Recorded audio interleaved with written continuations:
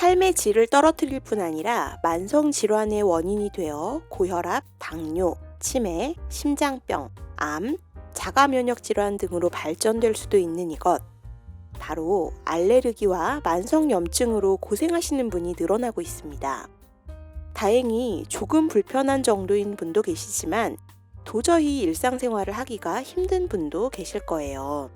나는 괜찮지만 내가 사랑하는 사람에게 그런 고통이 있을 수도 있고요. 오늘은 그런 분들에게 도움이 되는 영상을 만들어 보려고 합니다. 그래서 말인데요. 혹시 새는 장 증후군과 히스타민 증후군에 대해 들어보셨나요? 얼마 전부터 시작된 불면증. 잠을 잘 못 자서일까요? 머리가 어지럽고 편두통도 있습니다. 평소에도 이분은 잔병 치레가 많아서 환절기마다 감기에 잘 걸리고 비염에 시달리기도 합니다. 조금만 스트레스를 받아도 소화 불량이 되고 위염과 장염도 자주 생기고요. 내과, 이비인후과, 피부과, 정신과의 한의원까지 안 가본 데가 없고 진단받은 병명도 셀 수가 없습니다. 그리고 그런 만큼 여러 병원에서 처방받은 약봉지가 수북합니다. 하지만 주위에서는 잘 믿지를 않아요. 키도 훤칠하고 체격도 좋은데 무슨 병을 그렇게 달고 사냐는 거죠. 힘든 업무를 피하려는 꾀병이라고 오해를 받기도 합니다. 며칠 전에는 부서 회식이 있었습니다. 갑각류 알레르기가 있는 이분을 생각해서 동료들이 고맙게도 삼겹살을 먹자고 했습니다.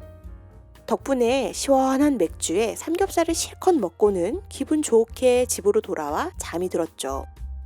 그런데 이게 웬일입니까?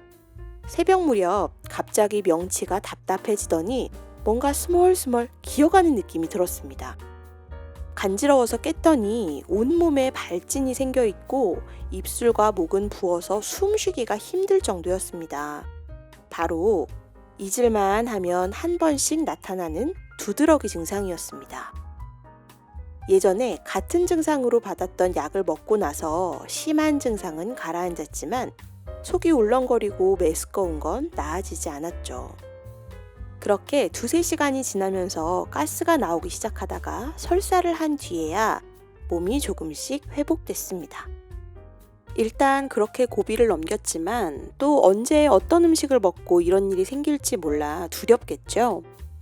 죽을 병일까봐 무섭고 불안해서 병원에 갔다가 또 다른 새로운 병명을 선고받는 것도 겁이 나고요. 여러 병원에 가도 병명만 있고 면역이 약해졌다고 할 뿐 정확한 원인은 알려주질 않는데요.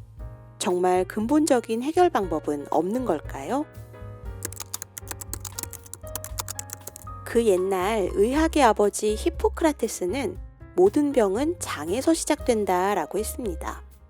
그리고 최근에는 적어도 만성질환의 주 원인은 장 건강이라는 사실이 밝혀졌어요. 장은 우리 몸의 최전선 방어지대이고 장내 세균은 중요한 면역 기능을 합니다.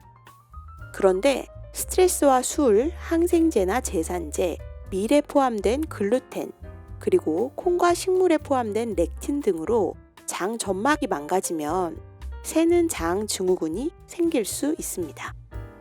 그러면 몸에 들어오지 말아야 할 독소가 들어오게 되는데요.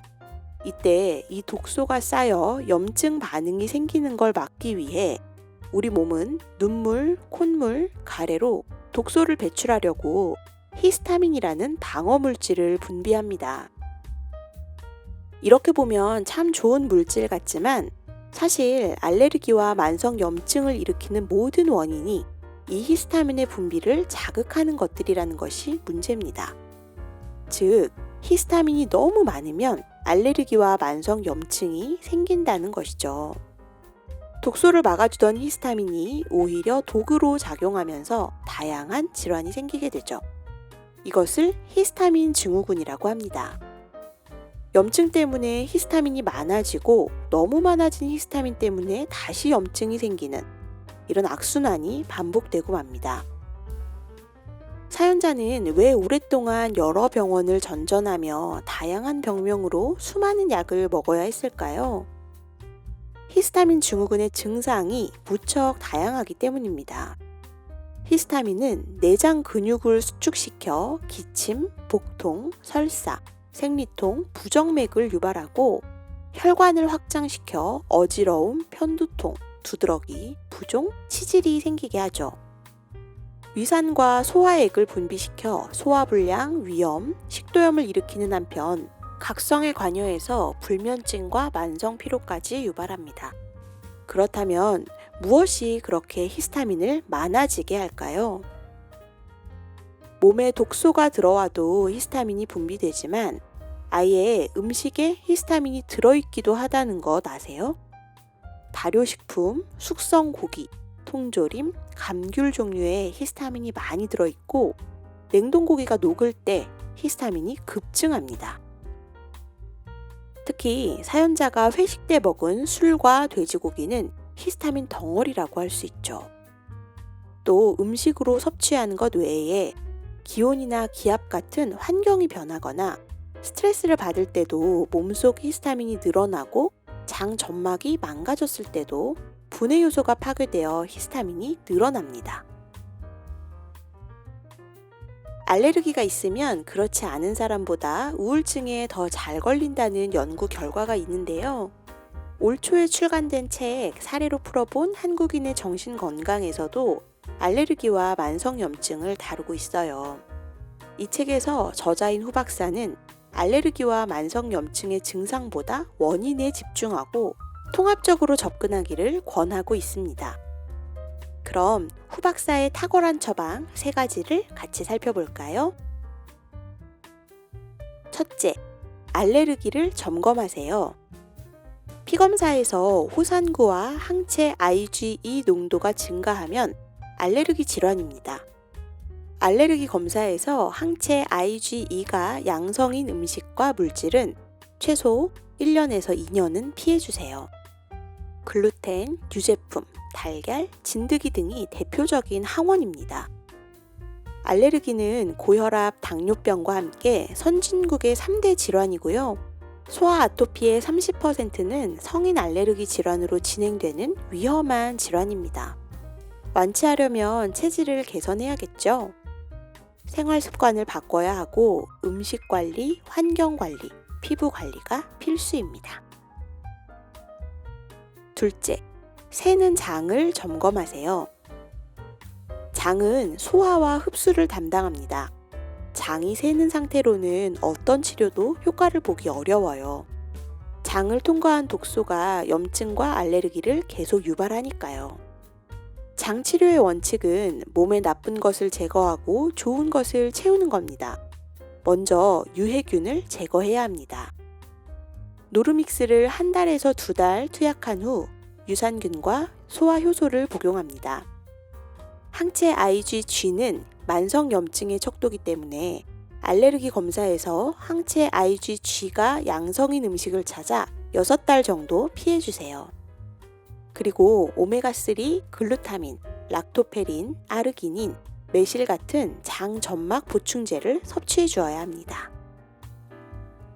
셋째, 히스타민을 점검하세요.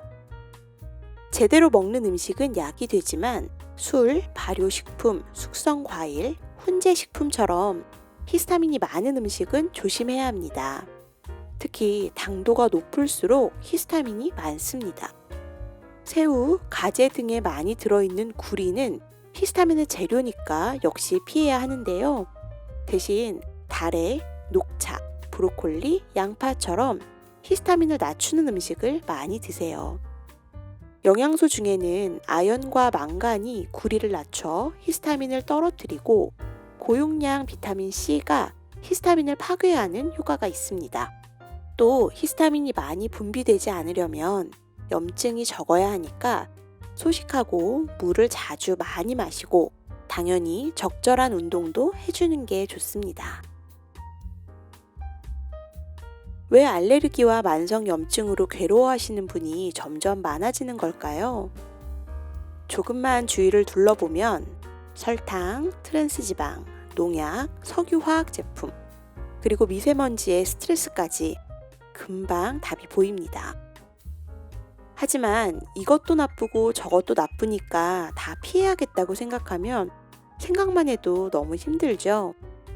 그보다는 우리를 지키기 위해 최선을 다하는 장을 건강하게 해주고 독소를 배출하려고 애쓰는 히스타민의 짐을 덜어주자고 생각하면 그래도 조금은 마음이 덜 힘들지 않을까요? 알레르기, 새는 장, 히스타민을 점검해서 건강하고 활기찬 생활 되찾으시길 바랍니다. 그럼 다음 영상에서 또 만나요.